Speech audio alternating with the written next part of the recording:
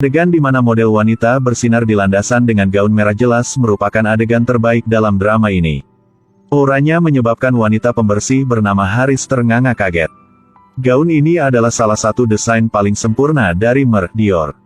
Haris sekarang menganggapnya sebagai harta karun di hatinya. Ketika model itu perlahan melepas syalnya, dia melakukan putaran yang indah. Buat Haris jatuh cinta, dan catat nomor 89 gaun ini. Tapi dia tidak menyadari bahwa wanita kaya Avalon di sebelahnya melihat ini dan menulis nomor 89. Avalon sejak dia masuk memandang rendah Haris, wanita pembersih yang terbang dari London. Selama Haris menargetkan jumlah gaun itu, dia mencatat semuanya. Ketika gaun desainer terakhir dari acara itu muncul, Pak Dior secara pribadi mengucapkan terima kasih kepada semua orang yang telah hadir. Dia terlihat seperti tukang susuku.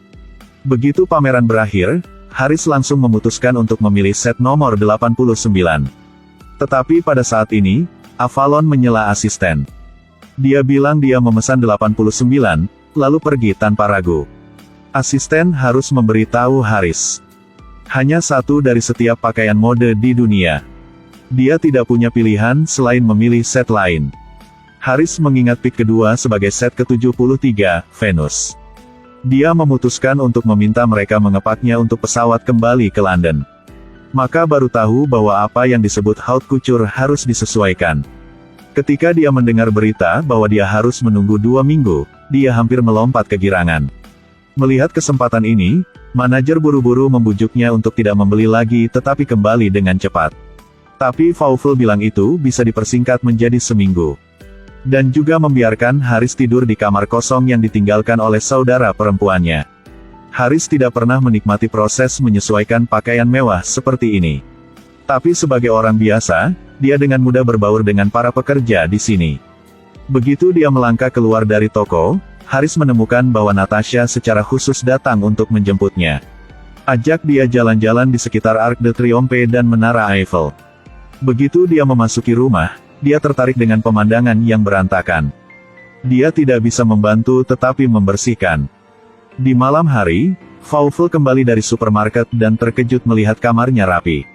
Selama makan, Natasha tidak bisa tidak bertanya lagi apakah Haris benar-benar pembersih.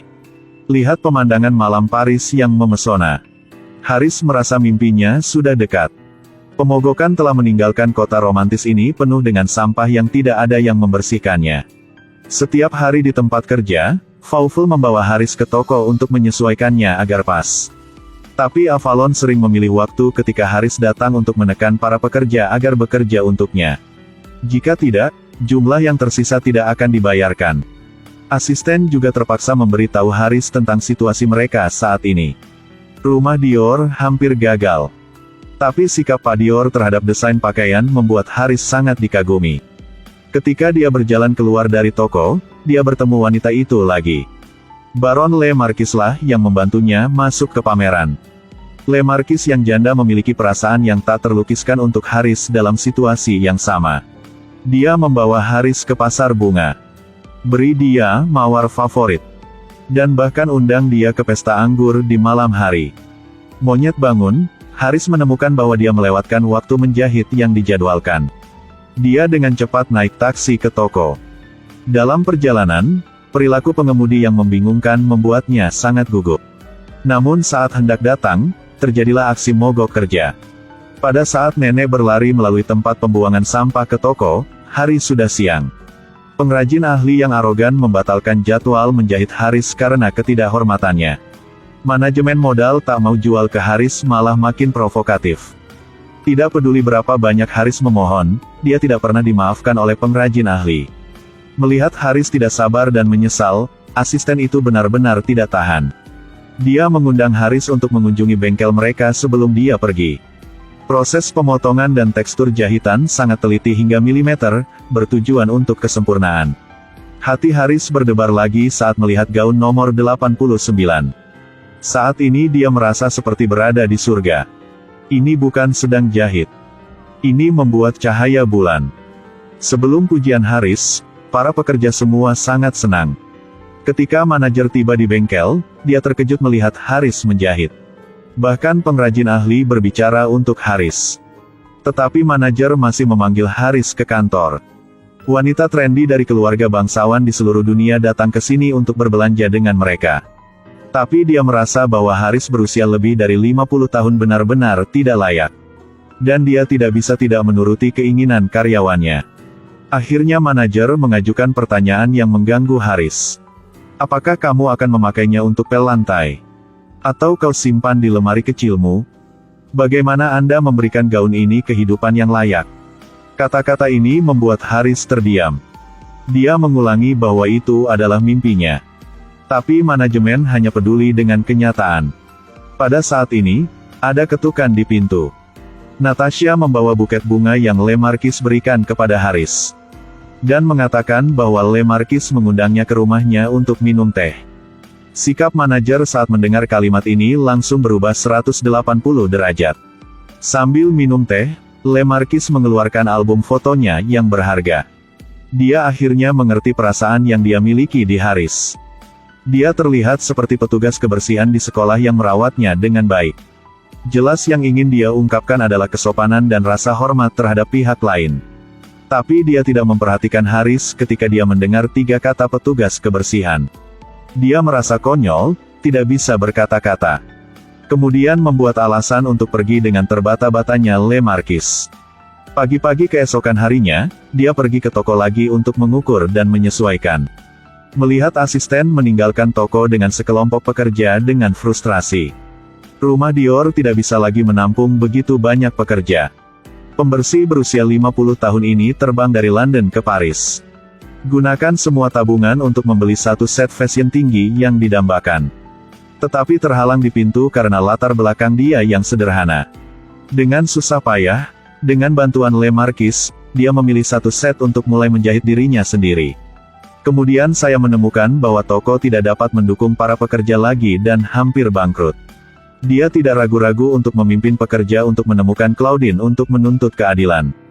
Melihat manajemen keras kepala dan sulit diatur. Haris pasti membawa para pekerja untuk menemukan bosnya. Manajemen tampaknya lupa bahwa pasca Perang Dunia II Prancis adalah era hak tertinggi pekerja. Bahkan penjaga keamanan tidak mendengarkannya. Tuan Dior. 10 menit, tolong.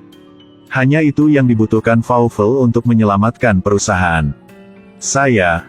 Fauvel dengan berani menunjukkan krisis toko saat ini dengan kata-kata tajam. Mereka meninggalkan pasar populer karena status merek yang tinggi. Bahkan Pak Dior tidak menyangka.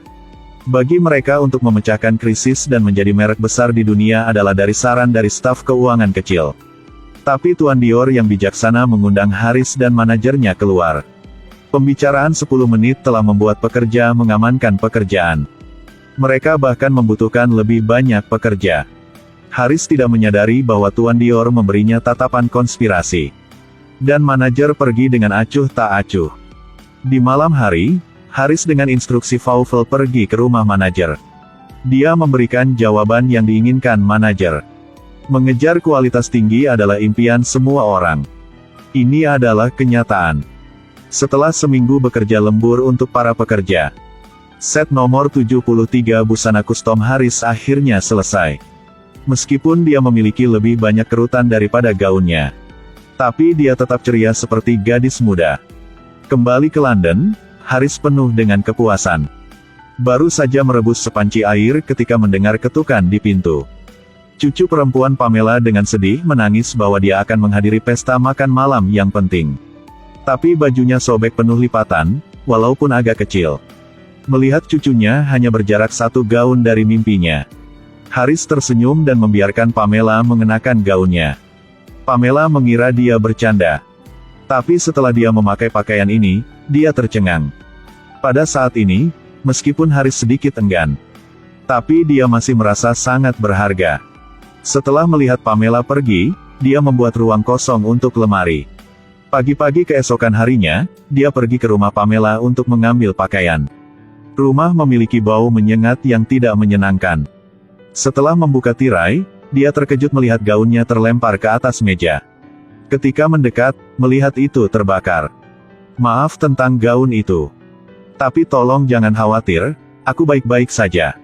Dalam surat itu, Pamela sedang berdiri di sebelah tungku makeup tadi malam ketika api membakar roknya.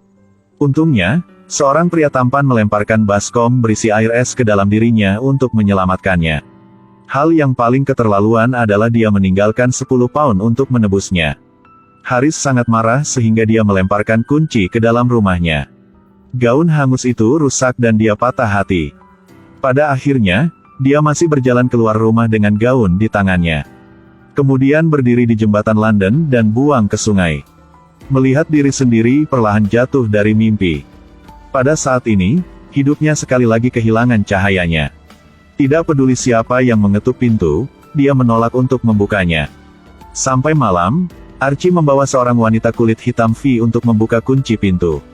V juga melihat ujung gaun Haris. Dia juga menyatakan ketidaksenangan untuk Haris. Dan penghiburan bahwa kebaikan Haris tidak membutuhkan pakaian untuk pamer. Ketika dia kembali bekerja, melihat pakaian nyonya rumah, dia berhenti. Saat ini, pemiliknya juga melihat artikel itu. Pemiliknya tidak menyangka berita sebesar itu menyebabkan kejutan besar. Hari itu, Haris menerima paket yang sangat besar. Ada juga buket mawar yang paling dia cintai. Setelah membuka paket itu, dia langsung tercengang dengan kata-kata di atasnya. Di dalam, sebuah surat muncul di depan matanya. Dalam surat itu adalah keinginan Tuan Dior untuknya. Insiden Pamela menyebabkan kejutan besar di Paris. Tapi kebaikannya begitu jelas sehingga semua orang bisa melihatnya. Toko juga menerima pesanan yang tak terhitung jumlahnya. Avalon secara tidak sengaja berselingkuh dari suaminya, menyebabkan seluruh keluarga bangkrut. Itu sebabnya dia tidak bisa membayar tagihan untuk gaun nomor 89. Mereka menerapkan ukuran Haris pada gaun itu. Le Marquis mendengar bahwa Haris akan mengirimkan barang, dan dia juga membawa buket bunga secara langsung. Pada hari pakaian baru selesai, Pak Dior secara pribadi mengemasnya untuknya. Dari Kristen dan semua temannya di rumah Dior.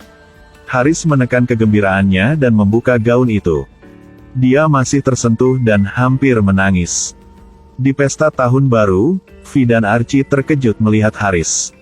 Dia mengenakan gaun merah, perlahan-lahan turun. Kemegahannya menarik perhatian semua orang. Archie juga kagum dengan pidatonya yang tidak jelas.